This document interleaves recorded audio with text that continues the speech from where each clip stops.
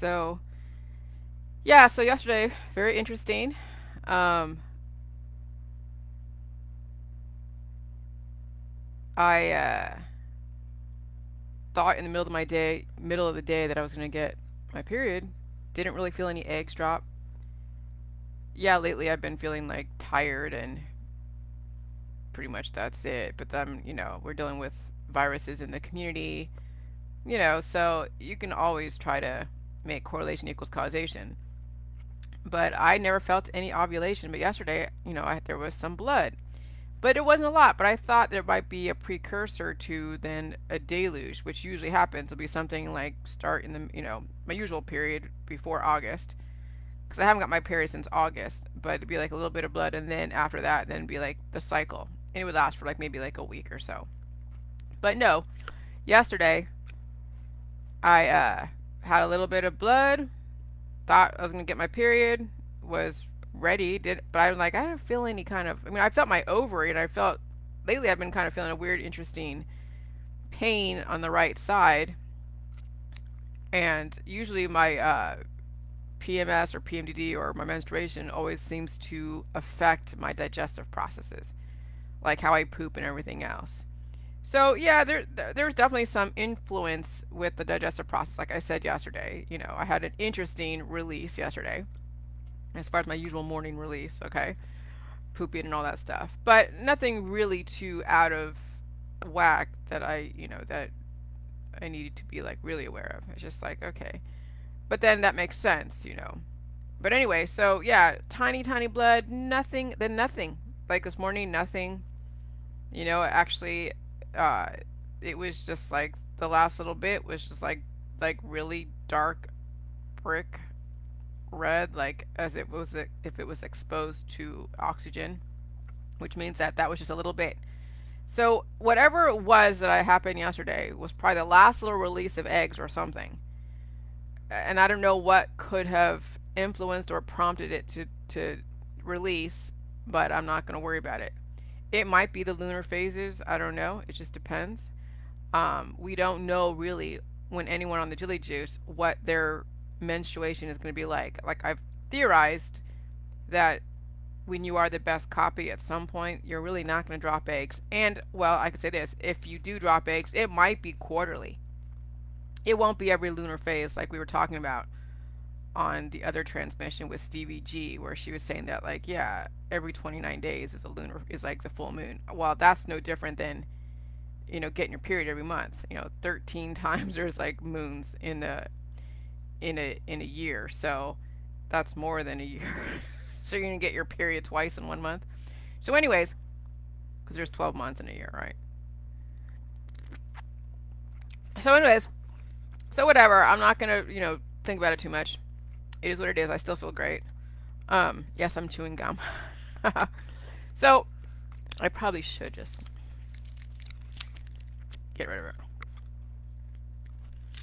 so I can speak a little bit clearer. But yeah, I'm trying to figure out how to calculate percentage of potential death in the body to where you start seeing, like, if you're not in the J juice and you are like, that you have issues. Let's say you're young and you're relatively healthy. And so if we break the systems down to 11 different systems, or even 12, well, 11 different systems, because male and female reproductive can be, interchangeable. So you have 11 different systems: the circulatory system, the urinary system, the endocrine system, the digestive system, the male female reproductive system, the nervous system, skeletal, respiratory, integumentary, which is hair, skin, and nails, lymphatic system, and muscular system. So you have to know what makes up those systems, what parts of your body make up those systems. Okay, so that's like your constant, that's like your base. Okay, and if you want to break those down, okay, you can break them down, but there's really no point. If you have any issue with any of those systems, you would have to actually check them off as a number to factor into a percentage of how you calculate, a percentage of your body having issues, especially if they are systemic. And if you're taking an antibiotic or an anti-inflammatory or something where you're taking like organs out, then yeah, that's going to be factored into your percentage, your ratio, proportion, whatever, of the death process of, you breaking down to now being like 90% dead, where your vital organs get factored in. So I'm looking at, okay, an easy way to start calculating your percentage of death, because yeah, like the reason why I'm talking about this, because there are people on my Facebook that are in the Jilly Juice world that say they're doing Jilly Juice. Okay? And I think that's great. I don't know what people do in their world. I really don't. So you have to understand, when somebody passes away, you can't really lay blame on any specific thing. I mean, you could say, well, yeah, it could have been the prescription drug, it could have been this, it could have been that. But remember, you have to understand that antibiotic and probiotic. Antibiotic is anti-life, anti your microbiome. Probiotic is pro your life, pro microbiome. And you can have also imbalances. I mean, you could have lactic acidosis if you don't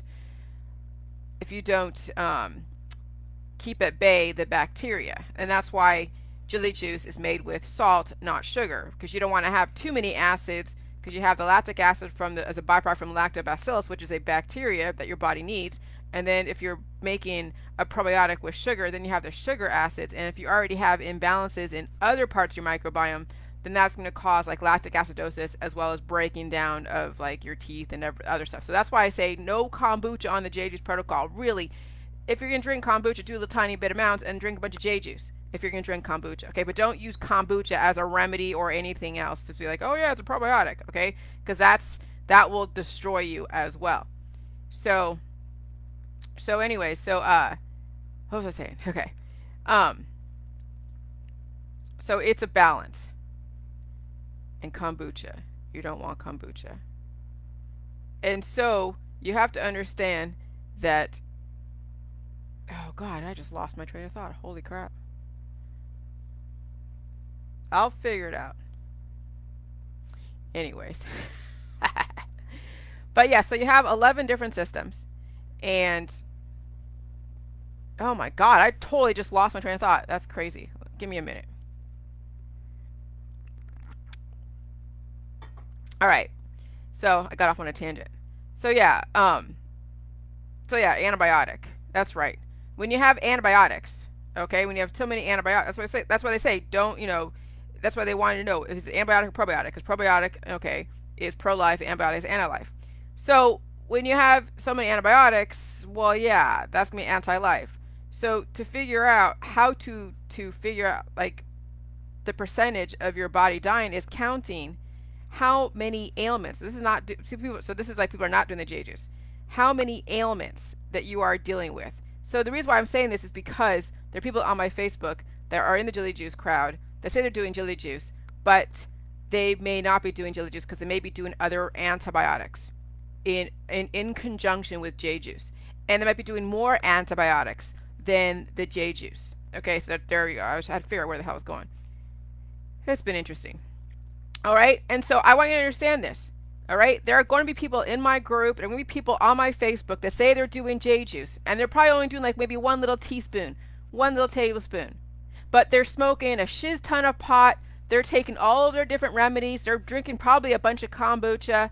They're probably doing turmeric and honey and who knows what. They're probably also doing elderberry syrup and everything else because they believe in the holistic world and they think J Juice is just another part of the holistic world. So they're doing a little bit of J Juice, right? And they're doing a shiz ton of elderberry syrup and a shiz ton of kombucha and a shiz ton of turmeric and honey. And they're smoking all their pot and they're doing all their different, drugs and whatever else. And so then they contract some kind of disease. And so when you think about this, what is this disease? It's when the body has an imbalance. And so I say, when you're trying to figure out percentage of death at somebody's death, really, what did they have to deal with? Well, you look at that when you have like, let's say, 11 different systems, and let's say you count, okay, so let's say you just start, you're a kid and you start realizing you have symptoms. So 1 out of 11 different systems, you have an issue. What is that percentage? So now you're at 9%, I don't say dead, but you have an imbalance. And if you're taking some kind of like anti-inflammatory antibiotic, now you're basically 9% dead. Okay, out of 100. Well, you can still live, you can still do your stuff, you can still go off in wherever and still maybe regenerate, but you're taking antibiotics for that one specific thing. And that could be like once a year you get the flu, or once every so often you get a cold, and so you're taking like Mucinex and you're taking elderberry syrup or anything else that's antibiotic, and so you're trying to anesthetize that portion of your body. So let's say you count that one thing, okay, and that's your respiratory system.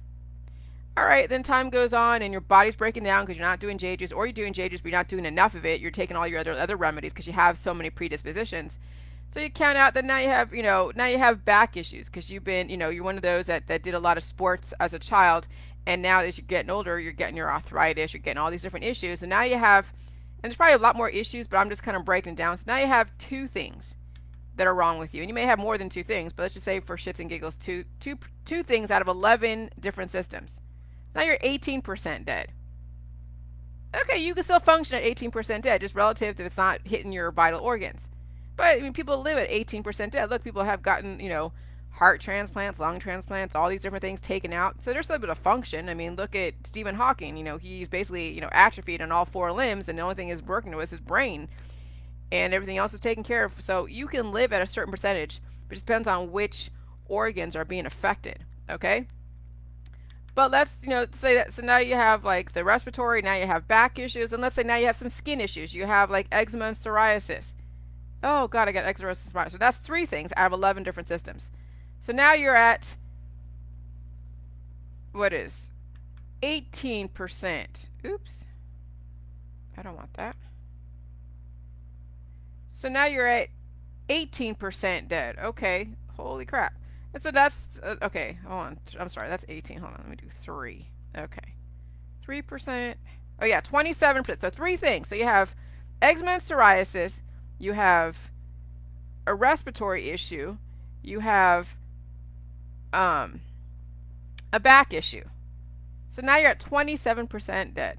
Because remember, you're taking all your little remedies. You're taking your antibiotics. You're taking your, you've gotten back surgery. You've gotten things taken out, whatever. Okay. So you could probably add that into it. But now you're at 27% dead. Okay, now so you have the respiratory system. You have the eczema and psoriasis. You have back issues. And then the next thing is now you have some nerve pain. You have some neuropathy. Oh, and you're depressed. Okay, so let's say, so that's 4 things. I could even say 5. Let's say 5 things. 5 out of 11 different systems you're having an issue with. Now you're at 45%. You're halfway. Okay, but you could still live if your vital organs are not as affected. But I'm telling you, 45% dead, that's pretty crazy. You're seeing your body now slowly decay because you're taking antibiotics. Every single time you have a predisposition, or every single time you have some kind of thing crop up, and you're not doing J juice at the level that you should, and you're taking more of the antibiotics that are destroying your microbiome, you're steadily deadening your body. So you're creeping up there, as instead of being 55, instead of being like alive and just regenerating fast simultaneously, no, you are deadening parts of your body. So every single time you deal with the back pain, you deal with the headache, you deal with eczema and psoriasis, you deal with all these different systemic issues, you are steadily destroying yourself. And the allopathic holistic world does this. Okay, that's their whole premise. So now you have 5 things going on with you. And then as you get, then you get another, you have predispositions come up. You have breast cancer. Oh God, I got breast cancer.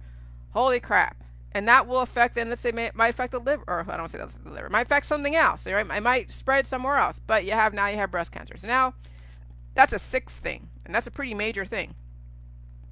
So now you're at 54% dead. Okay. But you're still alive because you're gonna, they're trying to keep your vital organs going. They'll keep your vital organs at the expense of other systems in your body. They're not as important as they say. That's why they take out, the tonsils. That's why they take out, which is your first line defense against, respiratory stuff. That's why they take out, some parts of your kidneys, or take out part of your liver. They take out your bladder, or not your bladder, sorry, your gallbladder, your pancreas. Which I don't think you should take. I don't think, can you do pancreas? I don't think you take out your pancreas. Well, you get all these different transplants, or you get implants or whatever, and so you're now functioning at a very obviously at a deficit. So now you have 6 things wrong with you. Okay, so now you have 7 things because there's more, because other stuff is going to be affected, right? It's a chain reaction. 7% out of 11 things. What is that? Now you're at 63. And you see where this is going. When you're dealing with antibiotics, you are slowly disintegrating. You're destroying yourself, deadening all these different parts. And so, you know, so I just want to make sure that you understand. There are people on my Facebook, in my group, that say they're doing J juice. But do you know what they're doing in their world? Do you know what they're doing? And so if they end up passed away, you cannot blame it on J juice. And I'll tell you why. Because you don't know what they're doing in their world, and they have more death in their body than life. And J juice is a probiotic, so it's not anti-life. It's pro-life. But there is no excess acid in the J juice because guess what? The salt is that balancing force. The salt is the energizing force that releases any excess when it hits the body. When it's backed, when those two are put together, the cabbage water and salt and the cabbage and yeah, all that together, and it's fermented. Yes, it creates a byproduct of acid and lactobacillus, but the salt is the balancing force and it's a pro-life drink. So it would not cause anyone's death because it's not antibiotic. And so if somebody passes away and they say they're doing J juice, you have to question. And even the testimonies out there, you got to remember, people will have great testimonies. But if they still are afraid of pain, if they still take all of their antibiotics and their remedies and all the different things that are antibiotic, and they really don't understand J juice, it won't matter what kind of testimony they give if they still don't understand J juice. So even take testimonies with a grain of salt. I love great testimonies, but really the proof is in the pudding like 20, 30, 40, 50 years from now. Right now, it's kind of easy to say, yeah, I understand, I love J juice, it's so great, it's this and that, and I like the concept of it. But when you actually have to put it to work, when you actually do the work, will you be able to actually explain it and be a representation of it 20, 30, 40 years from now? Even 10 years from now. And so, yeah, so you have to understand that, yes, even good testimonies and bad testimonies, no matter what, you take them with a grain of salt, but they're a great encouragement for those that are still on the fence. But you don't know if that person that gives a testimony is going to stay on it. They may have a great testimony today, and then tomorrow they're like, screw it, they're going to be doing all their different drugs, and then they end up contracting or triggering a predisposition that they're not ready to deal with, and they're like, screw it. I hope that doesn't happen. But I also want you guys to know the reality.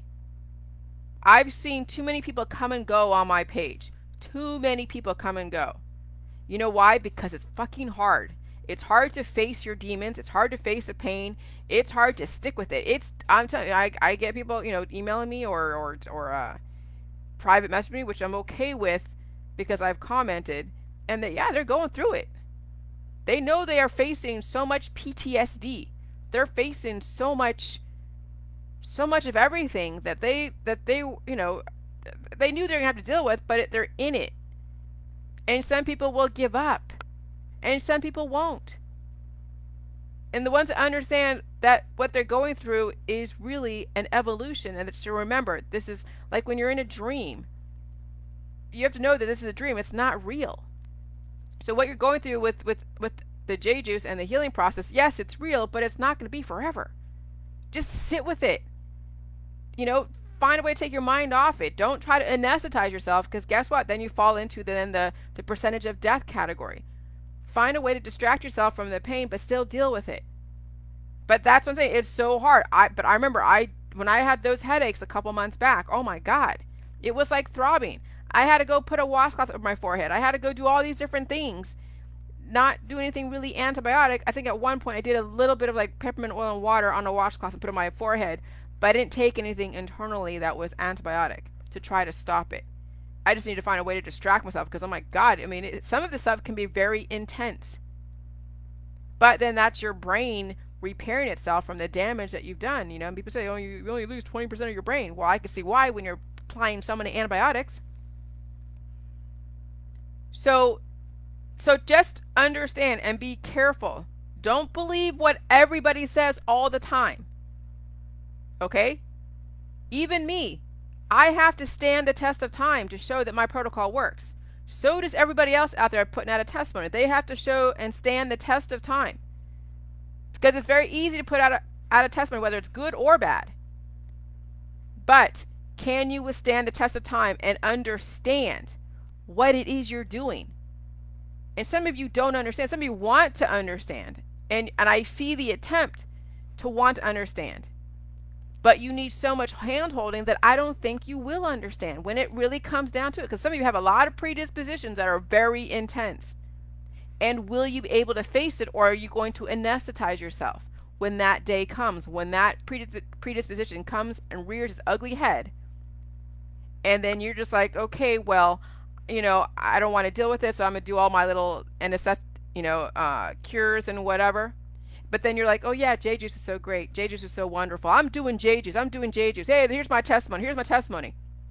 And then guess what? One day they pass away. And they're like, well, wasn't she just like a total like rah rah for J juice? Yeah, people talk a good game.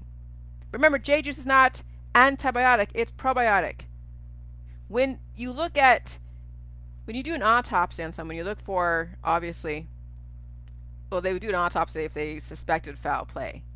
They don't do autopsies for natural causes, because if they really did, you would know exactly what caused a person's death. It's the amount of antibodies, okay, as well as, what else would, oh yeah, and the lack of nutrition being absorbed. So when you have so many antibodies eating at you, destroying the cells, and you're not regenerating, then that's a disintegration process, because you're not absorbing the energy and regenerating. And so then, yeah, the vital organs will shut down because there really isn't enough of the nutritional energy to keep it going. That's how people die. That's the two things how people die. The antibodies destroying, as well as then the body disintegrating because it's not able to maximize the nutrition. And so maybe those that are doing J juice have, for a little bit, maybe bought themselves a few years, maybe, assuming. But then when the pain gets that intense, it means the body's trying to regenerate. And if you can't handle the intense pain and you're trying to find ways to stop it, you are going to be at a standstill. And then the disintegration process will be that much more intense, or you will just, stop the growth altogether, and it's going to have a chain reaction in other areas of your body. And you'll be a mess anyways. So you really have to understand that pain, wherever it is, like I've, felt pain in my right over yesterday. I mean, I could feel it when I was sitting down. I could feel like just like I lean this way, and I'm like, oh God, but I'm just like, okay, I'll just deal with it. There is nothing that I can do to I'm not gonna put any peppermint oil in there. I'm not gonna do. I mean, I'm just gonna deal with it. I don't even drink. I don't even drink that much of my J juice. I do a little bit, but I really don't need a. I mean, I just eat my food. I eat food because I can maximize the nutritional benefit in my food supply. I don't need J juice, and my body is so on point to get rid of the excess that I don't need J juice to clear the pipes anymore. My body is that on point. If I feel I need to do, J juice, I will, but I haven't really felt it. I've taken like a sip or so here and there. I think the last time, remember when I told you guys I threw up? I drank a whole quart. I think half of it went through waterfall, the other half went out the other end, and that's fine. If that's how your body reacts to J juice, either in the beginning or down the road, then just whatever, it's fine. But I'm telling you, those that really understand J juice will stand the test of time. Okay? And you're not going to really know who is really doing J juice at the level that they should until you follow them 10, 15 years later. It's easy to follow people now and hear the great words. Remember, words, like I said, fuck what they say, watch what they do. And that was my whole point of that post with that skeleton. I stole it from somebody who used it for like the politics. I'm like, oh God, I'm gonna use it for my jelly juice. So fuck what people say. Look at what they do. If you can't watch what they do, then you gotta watch them over a period of time. Because I'm telling you, it does take time to watch people disintegrate. And people do, like, they get facials, they get plastic surgery. But even facials and plastic surgery will not stand the test of time. You will see in a person, I mean, that's what I'm saying, it's going to take 20 something years for people to really see the value, because right now I'm Asian, I got great skin, they say, and oh yeah, I told somebody at the store, yeah, I'm 46 years old, I'll be 47. They're like, oh yeah. I'm like, then I tell you, because I'm Asian. I don't want to tell them about JJ's. I could, but I didn't really feel like going into it. So I said, yeah, I'm Asian. We got great skin. And then someone else is thinking like, oh yeah, she's Asian, she has great skin now, and then one day she's gonna wake up, she's gonna hit the wall, and she's gonna look like she's like 80 years old. And I'm like, okay, whatever.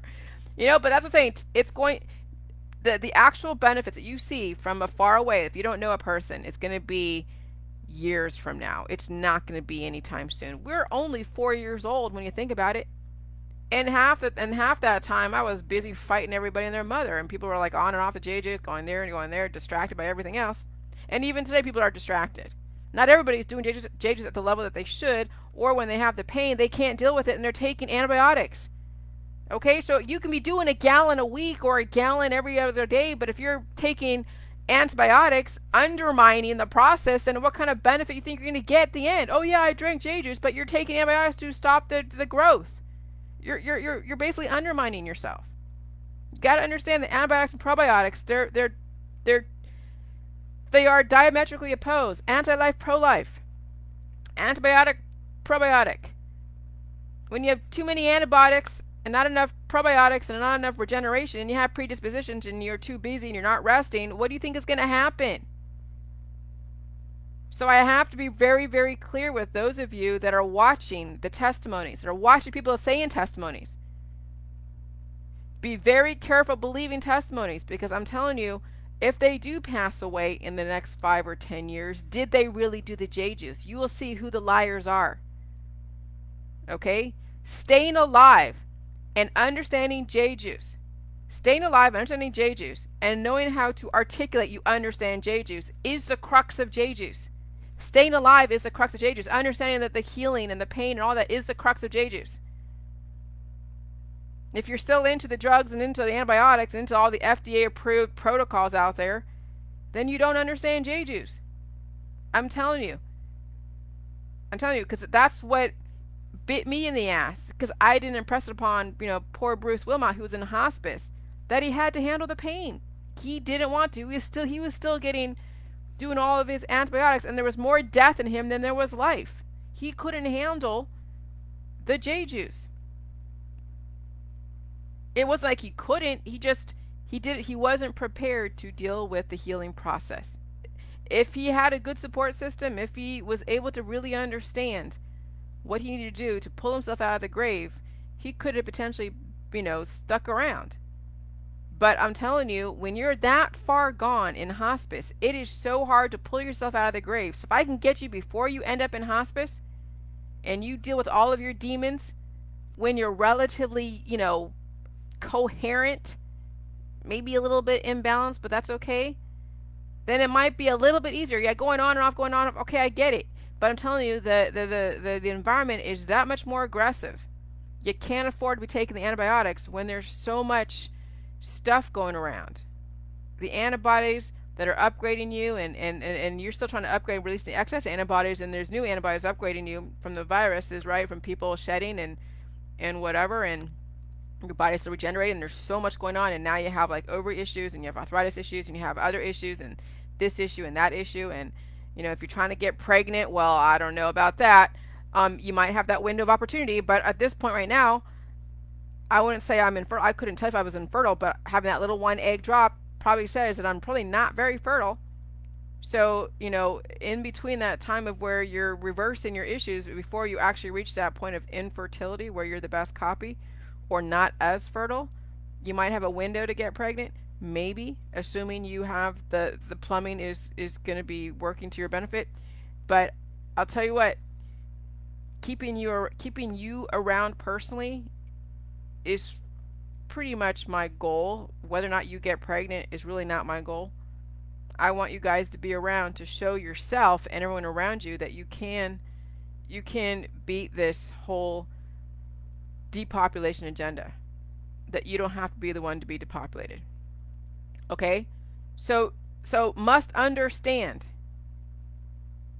You must understand that the outcome, the ultimate outcome, is the ultimate intention. Your outcome where you are today was your intention. If you've been on the J juice ever since the beginning and you're still dealing with so many issues and you still don't understand, it means that you were still kind of half buying into it. I know a lot of you have a lot more issues than others, but I'll tell you what, if you put your priorities in this, you could probably see yourself to the next level faster than if you were trying to juggle everything else.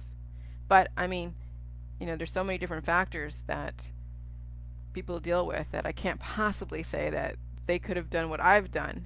But I don't know. I mean, hey, I didn't have as many predispositions, thank God. I don't have any autoimmune issues. I didn't have any cancer. I had PMDD, which in of itself was like hell. But I found ways around it, but it still wasn't giving me what I needed. And so, yeah, I found a husband to help me with this, and I helped him, and we helped each other. And we saved each other because we were both in very interesting, we were both in transition places in our life. He was in a transition, so was I. So we built the world together. We built our world together. He didn't save me, I didn't save him. We saved each other. And so that's the thing, is that even with your issues, you could still strategize, but at some point, strategizing your survival in this world is like, it's taxing. So you might as well just apply the right chemistry, deal with the issues, try to juggle everything, and realize that not everyone is what they say they are. Okay? And so that's why you even have to suspect me, and you gotta watch me that's why I get on every single day. So you can see, you're like, oh, but and you've seen my transition process. I mean, God, it sounds like I'm transitioning from one sex to another. But you've seen my evolution. Okay? If you go back on my page, some of you are my friends on my Facebook, or you go to the video section of my personal page, go back to like way in the beginning, you could see what I look like, what I said, how I spoke. I remember the first video I did, I wasn't even looking at the camera. I was just talking about J juice, and I was pointing the camera to the wall because I really couldn't stand to look at myself. I really did not. I never liked pictures of myself. I never liked watching myself on video. I always felt very self-conscious, very self-conscious. And then over time, as I talk about J juice, that self-conscious and that anxiety around pictures of myself and videos of myself just disappeared. And then I gained more confidence in what I was talking about, and I was okay with making mistakes, and I was okay with looking like an ass, stumbling over my words, forgetting what I'm saying. Yeah, it happens where you're just like, you get so excited on this one thought, and then you get to this other thought, you're like, what the hell was I talking about? And so as long as you can be with that yeah, you're human. Sometimes you lose your train of thought, sometimes you make mistakes, sometimes you say one thing and do another, whatever. You own up to it and you move on, and your intent is to get a certain point across and stay on point. So that's even with my writing. When you're writing, so when you read my first book, if you have, a long time ago, the one that was at the courthouse that my trolls went and released because it was part of a court case against my old publisher, you can see just how scattered my thoughts were, and that's how scattered my talking was. Well, when you get more of an organized thought process in your head, then it will translate on paper. So, right now I'm exercising both what I'm doing with my head and verbalizing my thoughts, as well as then organizing them on paper. And so those two will translate with each other. And Linda K. Oakes, who helped edit a little bit, not a whole lot, but a little bit, she gave me a great tool, or to show me a great tool on Word, where you can actually read aloud, where you hit read aloud, and it'll read everything that you wrote, so you can hear what you wrote. Because sometimes when you write stuff and then you just try to say it back, you're kind of putting in words where you think it is, but you forgot that you missed a word. So when you hear it back on paper that you wrote, then you can catch the things that sound weird, or So anyways, so that's my own evolution, my own training and development, my personal training and development.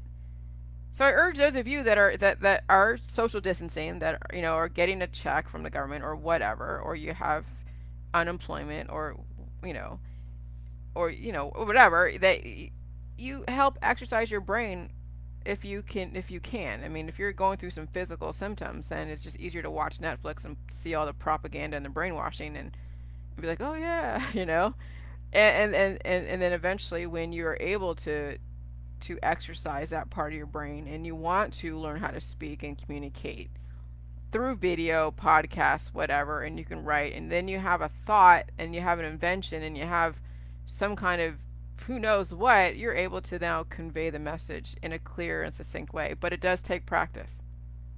It's not easy. But now, when you do it enough and you don't care how you look, people are gonna make fun of you if they don't like what you're doing. It's who cares at this point. I know what I have as far as the J juice. It's amazing. It's a trip, but it's amazing. So yeah. So anyway, so I just want to make sure that you guys realize this as time marches on, and we have the COVID, and we have people with predispositions, and I know not everybody is really dialed in the way they need to be, and some say they're doing it and they're not doing it, and they're having issues and whatever else, and you never know what kind of predispositions people have. And so if they're not doing JJs at the level that they should, and they're still doing their antibiotics, and they have heart issues, will they survive a heart attack? Well, you hope the JJs gave them some kind of mileage so they can survive a heart attack, but you don't know. We don't know what people deal with. And so you just got to know that when someone passes away, regardless, they had more death. They had more of a percentage of death than life, and it may have hit their vital organs. Whatever their predispositions were, whatever practices they do, their antibiotic regimes, all their different, pills, powder, supplements, and detoxes, and whatever else, they have chosen the antibiotic cures world over facing their demons. And that's it. Nothing more. They had more death in their body than life, because it was easier to anesthetize than it was to face your demons. So, still, take every single testimony with a grain of salt and keep watching them over time. If they disappear off my Facebook, okay, they're living their life, or they've given up. One of the two.